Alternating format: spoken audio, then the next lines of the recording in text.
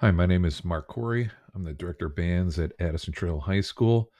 Today, I'd like to be sharing with you what we do in our band classes and how I use music first on a daily basis.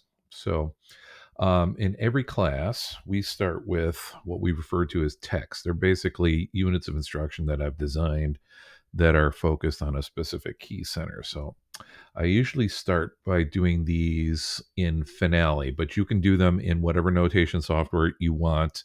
At some point, you'll see I'm going to be using Flat IO because there's some things that it works very well with and integrates with Music First, and it's also one of the software packages that's been in there. But I'm also very comfortable using Finale.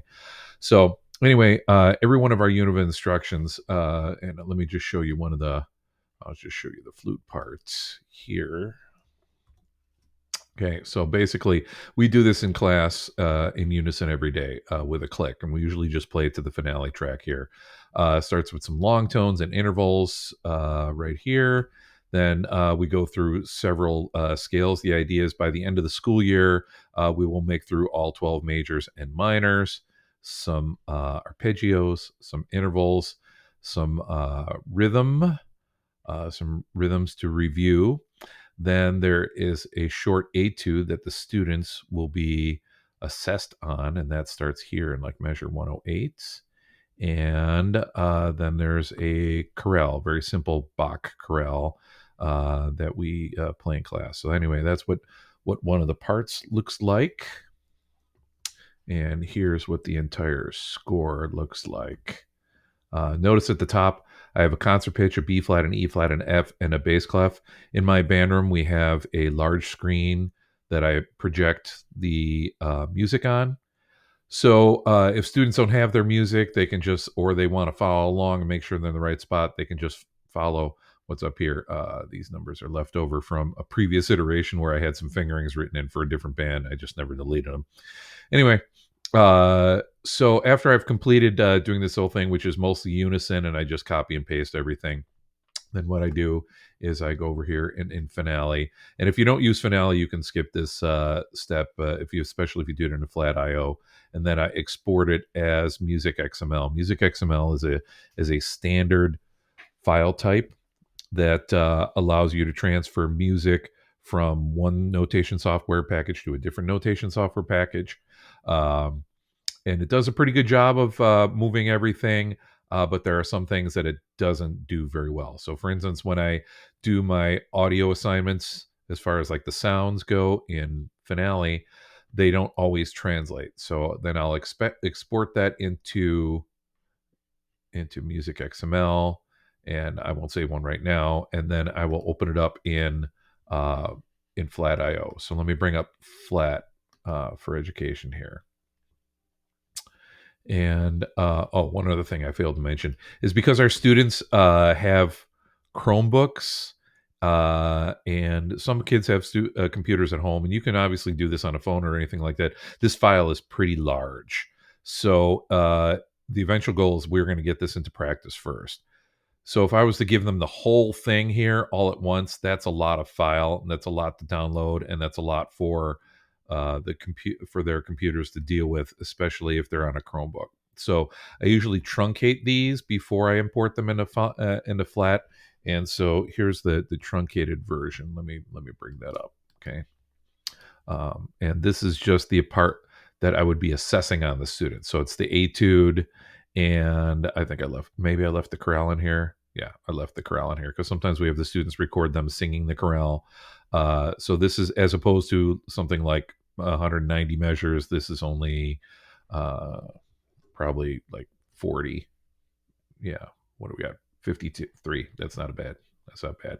So this is what I usually export to Music XML, and then I will bring it into Flat. So here it is in Flat. Um, and there's a couple of neat features that I like in Flat. Aside from being able to do some things notation wise that work well with practice first. First of all, with if you don't use Flat, I highly recommend it if you teach an AP music theory class or something like that, because it allows you to type in figured bass or Roman numerals. So highly recommended for that. We use it all the time because I finally have a software package that even Finale doesn't do this very well. Um, the thing that I find is that the audio files aren't always correct. So I usually double click on the name here and replace the instrument. So I'll go to replace and I make sure I search for the right audio. Okay. And then I can select orchestral flutes. All right. So now that's all correct. All right. Anyway, back to the actual document. So once I'm done here, you can export this. Okay. So one of the things that you can do is export to practice first, but I still find that it's better to download Music XML and then just re-import it back into practice first. You can also export this to Soundtrap. Either way, those are the two of the packages we have in here. So that's one of the nice things is that Flat does communicate very well with Practice First and with Soundtrap. Anyway, so if I was going to export this, I would export it to Music XML right here, and then I would download this file now with the corrected audio in there, the correct audio assignments. All right, now we're going to go back to Music First, and I'm going to open up Practice First.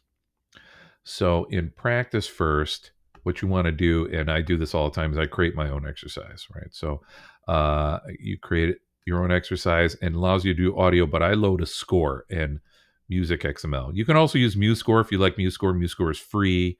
That works really well as long as you have the correct version of it right now. So I'm going to go and load a score. And so I'm going to load, this is the one that I downloaded from Flat. And I'm going to open it up here. And then the importing process takes a little bit of time. Okay. Usually what I do is I get rid of the score because Music XML keeps the score separate from the parts. All right. So I make sure all the sounds are appropriate here. And it's not really about the sounds. It's more about the transposition. So that a clarinet part and a bass clarinet part are differentiated appropriately. Then I would hit continue. All right. Okay, once it's loaded, then you can change the title here. So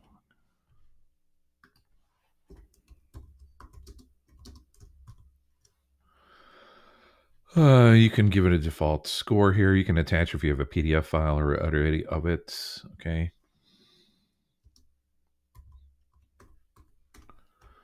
All right, and then you save it here, and it'll show you what you've written. Now you can change the different parts up here. I like to label each one of these. So I'll label a section. So I will mark a new section. So this from here to, I'm going to select the entire etude down here. And this marks it all for all the parts. So this is the etude. I'm going to save it. Okay. And then I'm going to set the cursor down here. I'm going to mark a new section. And we're going to mark this as the chorale. And then save. All right. Now that I'm done, basically, for now, just for a moment of practice first, I'm going to close that. So now when I want to make an assignment, I will go to my class, and I will go over here to make a task. And the task will be to record Tech D, and I'm going to have them record the chorale this time. All right. Make sure you select Music First Software. Make sure you select Practice First. You can leave them out any notes in here. So sing your part on La. All right. Give it a day when it's due. So make it due a week from today. Add it to the grade book. 100 points. All right. Then you create your task just like you do any other assignments. So creating the task there. Obviously, we're not done. You have to open this back up and practice first. So you go to your exercises now. So I'm going to bring up this one. So there's version 2, and I'm going to set it to the chorale section. So it's automatically going to start down here for the students. And then I click on assign students. They can select whatever part they're going to do. Okay. You have obviously all the regular options here. And I will assign that. And I can close it and we're all done. Then I can share it like normal. All right. Hope that was helpful. And that's the process we do for all our units instruction in band. It does seem a little bit complicated, but once you get used to doing it where you write out what you want the students to play in whatever notation software you want, you then export it as music XML, you import it into uh, practice first as music XML, then you go back to practice music first and assign that as a task for whatever part you'd like to have assessed. All right. Good luck.